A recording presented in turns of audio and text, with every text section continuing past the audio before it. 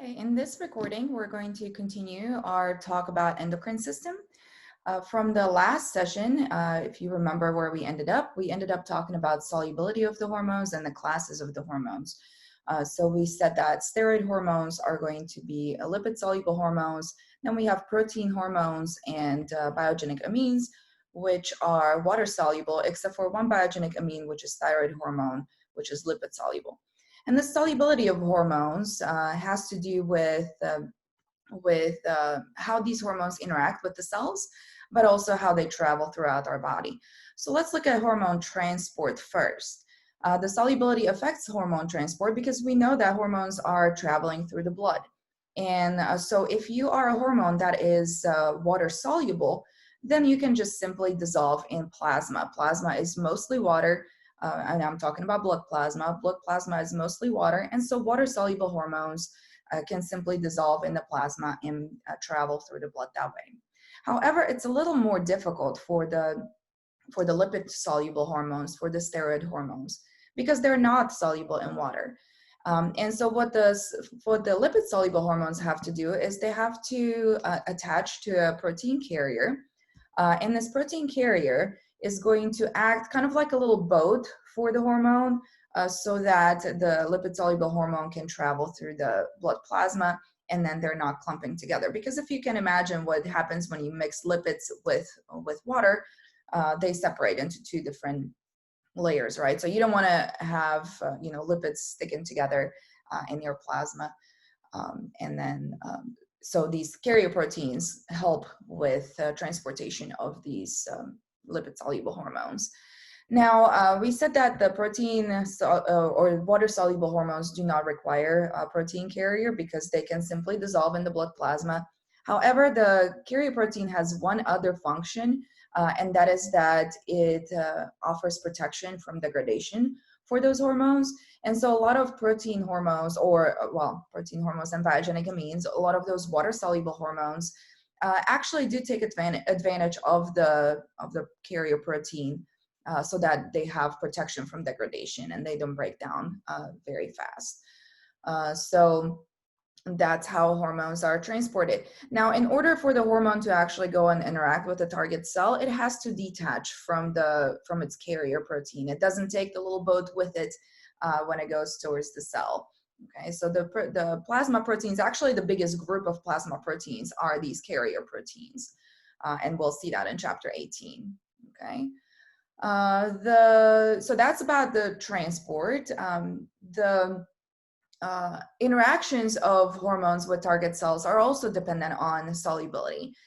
So let's look at, we're going to look at the lipid-soluble hormones first, and I'm going to go ahead and share my screen here with you so we can look at the picture here.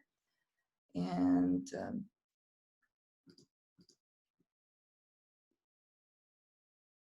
I don't know how to do this. I shared the screen yesterday. All right. Oh, here we go. Sorry about that. All right, so shared this here with you. And so right here we can see figure 17.6, and this shows us how the lipid-soluble hormone is going to interact with the cell. And I'm gonna draw on this so you can kind of follow what's going on the picture here. So right here, we have a bound hormone, right? It's bound to a carrier protein, and right now it's just traveling through the blood. As I mentioned a little bit ago, in order for that hormone to interact with the target cell, it has to detach from its carrier protein. So here we see it's detaching, and just this orange part is our hormone, right? And then that hormone exits the blood, and this generally happens at the capillary level. Larger blood vessels are too thick for things to pass through, and we'll talk about that when we actually talk about blood vessels. Okay, so the unbound hormone will exit the capillary, the blood capillary. It will enter the interstitial space, the interstitial fluid, and then it will come upon a cell. okay, a tissue cell. So now when this lipid soluble hormone comes to the cell boundary is the cell membrane, and cell membrane is lipid soluble. And so since this is a lipid soluble hormone, and the cell membrane is composed of phospholipids, it's lipid based, this lipid soluble hormone can simply just squeeze through those phospholipids that are making up that cell membrane, and it enters the cell easily. It doesn't need a carrier or anything. It can just simply pass through that cell membrane. Okay, then the hormone is inside here, and it will then bind to a receptor. Okay, the receptor that this hormone binds to can either be in the cytoplasm. Sometimes it's in the nucleus. Okay, it can be either in cytoplasm or in the nucleus. Wherever they meet, when they meet, they are going to make up a hormone receptor complex. Okay, and so you can see here it's showing you hormone receptor complex that would form in the cytoplasm, but sometimes that hormone doesn't find the receptor until it gets to the nucleus, which is what we see here. Okay, if the joining of the hormone and the receptor complex happens in the cytoplasm, then that whole thing moves into the nucleus. The ultimate target or destination for the hormone receptor complex is inside of the nucleus. Okay, so once that hormone receptor complex is in the nucleus, what happens then is it binds to a part on the DNA that's called hormone response element. And the hormone response element is just a place on the DNA that this receptor complex would be, the hormone receptor complex would be attaching to. Following the attachment to this hormone response element is going to be transcription. So this initiates transcription of DNA. And if you remember from AMP1, when we talk about transcription of DNA, what that means is that the DNA code is being read and it's being transcribed. It's being rewritten in a slightly different code, okay? And so this means that out of the DNA, or according to this DNA sequence, you create an mRNA molecule. mRNA molecule then exits the nucleus, and it gets into the cytoplasm. Okay, so mRNA is this green ribbon-like looking thing. And once it's in the cytoplasm, then what mRNA normally does is it gets translated. And when we say that something gets translated, it gets rewritten into a different language.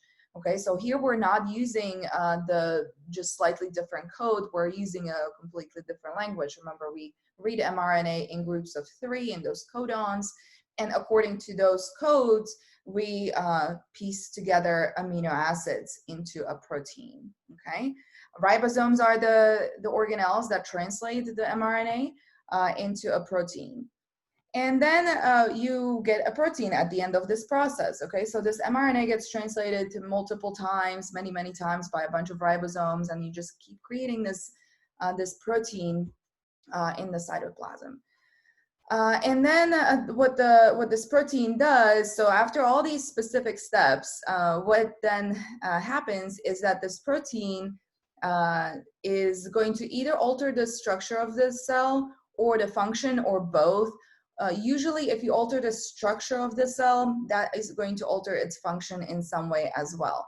But notice I'm not giving you a specific thing like it turns on this or, you know, does this. It's I can't give you specifics because this is just the general pathway. So just in general, at the end of this process, the function or the structure of the cell will be altered, will be changed, okay?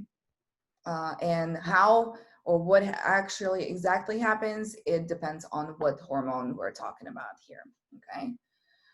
So that's the lipid soluble hormone. Now, believe it or not, this is the easy one of the two. So the water soluble hormones, and that's going to be on this next page right here. This is a little more difficult because water soluble hormones are soluble in water, right? But they're not soluble in lipids. And so what that means is when a water soluble hormone comes to the cell membrane, it sees it as a big impenetrable wall, okay? A water soluble hormone is repelled by the cell membrane of the cell. And so what the water-soluble hormone does is it attaches to a receptor protein that's within the cell membrane, as we can see right here, okay? We actually call the water-soluble hormone first messenger. It acts as a first messenger because it's going to basically turn on that receptor protein. So it's like a switch. It binds to the protein from the outside, and then it causes changes on the inside, okay? But it's not actually directly doing the effect. It's just sort of passing the signal down to the inside of the cell, and that's why we call it first messenger. After the receptor is activated, what happens then is the G protein gets activated on the inside of the cell. And once we activate this G protein then starts moving along the cell membrane from the inside. Okay, so as you can see it right here, it kind of glides along the inside of the cell membrane. And so far, this is how it goes. However, this figure continues. It has a second part here, and you can see that there are two possibilities for what could happen to this activated G protein that we got as a result of the hormone activating that receptor and the G protein. It can, as this G protein is gliding on the inside of the cell membrane, it can either encounter adenylate cyclase, which is another protein within the cell membrane, or it could encounter phospholipase C. Now, this would depend on what cell we're talking about, what hormone this is, and all that. Okay, but there are two possibilities, adenylate cyclase or phospholipase C. If you look at the top one, the adenylate cyclase, you see that the G protein will attach to that adenylate cyclase. It will cause change in this protein, and that will cause ultimately activated protein kinase. Okay, so you get activated protein kinase out of this pathway, and it's fairly simple. Okay. The phospholipase C, when you look at the bottom picture, you can see that this one is a bit more busy, right? There's more stuff happening here, but I don't want you to focus too much on the intermediate steps, okay? That's a little too much biochemistry there for you. I want you to kind of just know the big picture here, what's happening here with phospholipase C. So if the activated G protein encounters phospholipase C, it then is going to result in activated protein kinase, kind of directly there. But also this pathway, this activation of phospholipase C is going to activate the release of calcium from endoplasmic reticulum, okay? So two things that happen there for phospholipase C. You result with, or you end up with activated protein kinase C, and then it also causes release of calcium from endoplasmic reticulum. Now, this calcium then serves as a pathway in getting some more activated protein kinases, and it also can affect activity of ion channels. Okay, so the calcium can turn on or off ion channels as well. So the difference there between the two pathways is in the first pathway, you get activated protein kinases. In the second pathway, you get activated protein kinases, but you also affect ion channel activity. Okay, that's kind of the main difference between the two. Now, what are these activated protein kinases? Okay, because I said them in both or mentioned them in both pathways, but what are they? A protein kinase is a substance that phosphorylates other molecules. Now, that probably wasn't all that great either, right, as an explanation. So because you would have to know what phosphorylation means. Okay, so phosphorylation of a molecule means that you are adding a phosphate group to that molecule. And what could this do? Well, I'm not going to give you a specific answer because it depends what that molecule that we're adding that phosphate group is. So some molecules, when they get this phosphate group added onto them, some molecules get activated. Some other molecules get deactivated. So it really depends on what specific molecule we would be talking about. But that's basically what kinases do. Kinases phosphorylate molecules, and this could either turn those molecules on or off. Okay. So that is how the cells interact, or hormones interact with cells, in a very brief and non-specific way. Okay, it's just a general overview of how hormones interact with different cells.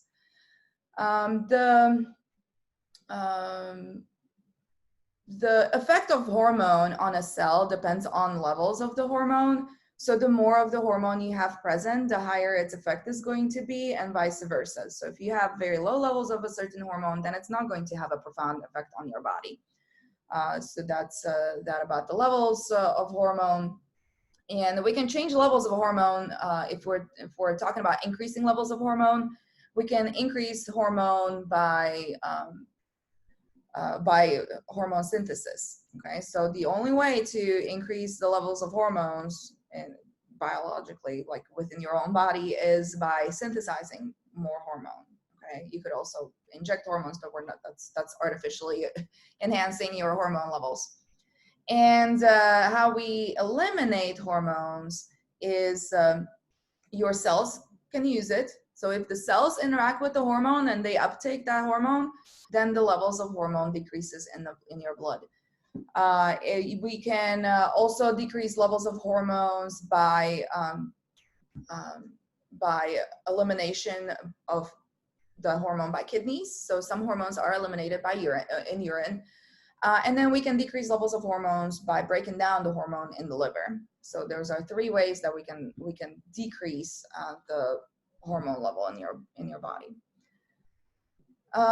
However, the cells have a say on how they respond to a certain hormone also. So cells can regulate the degree of response themselves also. So let's say that you're a cell and you have a certain number of receptors for a hormone. And there are high levels of hormone in your blood. What happens then is the cells can decide to hide or inactivate some of those receptors for that hormone, because it's basically getting overloaded. If you have too much hormone in that blood that's trying to interact with all of your receptors, then the cell is getting overstimulated. It's getting too overloaded by that hormone. And so by inactivating or by deactivating some of those receptors, it can decrease the response that it has to that hormone. And the opposite can happen also. So if you have high levels of hormone, if you have low levels of hormone, the cell can synthesize extra receptors so that it is more likely to actually grab onto a hormone or interact with the hormone. Okay, so these changes in the receptors are called upregulation and downregulation. So if a cell is increasing number of receptors for a particular hormone, that's upregulation. If a cell is decreasing the number of receptors that it has, then that's downregulation. And that's how hormones interact with cells. I'm now going to show you, hold on, I thought I had this picture. Okay, I don't have this image that I wanted to show you within this presentation, I just noticed. But there is an image in your helpful resources, and actually, since I'm sharing a screen here, I have, we can look at the Blackboard here, and let's go into this right here. If you click on document, I reorganized some things on the Blackboard yesterday and today. If you click, I moved the helpful resources from being a tab on the left into like under the documents so that there's not too many things on the left side. Okay, so you can find the helpful resources in here in documents/ICR. If you click on that, there's this first picture right here. It's called nutrient metabolism. I want you to refer to this. Oops, what happened to this? There it is. I want you to refer to this image, nutrient metabolism, and refresh this terminology. This is not new. It shouldn't be new. This should have been covered in AMP1. So it's just a refresher on a terminology that we use when we describe what's happening with nutrients. We have three main nutrients that are discussed here. You have the glucose, glycerol, and fatty acids. and then amino acids and proteins. And so glucose has 3 terms, and then adipose, or the lipids have 2, and the proteins also have 2. It has to do with what's going on with those nutrients. So for glucose, I'll just talk about the glucose for now, but again, this should not be new, right? But glucose, since it has 3 different options here, or 3 different things that can happen with it, I'll talk about that one. When you look at the actual word, you should be able to figure out what that word means. So looking at glycogenesis, okay, glyco or glycogen, you actually have the whole word glycogen there, and then genesis. This is formation of glycogen.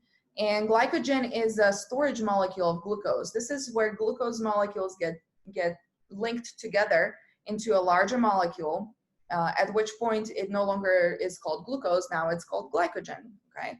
And glycogen is usually then stored temporarily until we need glucose, which is when we break down the glycogen. Glycogenolysis is, again, you have glycogen, you have lysis. Okay, so glycogenolysis means breakdown of glycogen. This is, your body would be doing this when you need nutrients in the blood to fuel a certain process.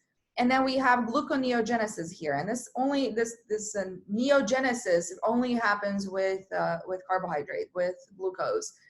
And so that means gluconeogenesis means gluco for glucose, neo for new, and genesis for formation. So this is formation of new glucose, and that has to be from non-carbohydrate sources. So like, for example, from amino acids. Your body is able to do that. Not a particular favorable thing that the body does. Amino acids are the least favorite for your body to convert into glucose, but our body can do it if it's needed. And so that's for glucose. And then we have lipogenesis, lipolysis, and then 2 processes for proteins there.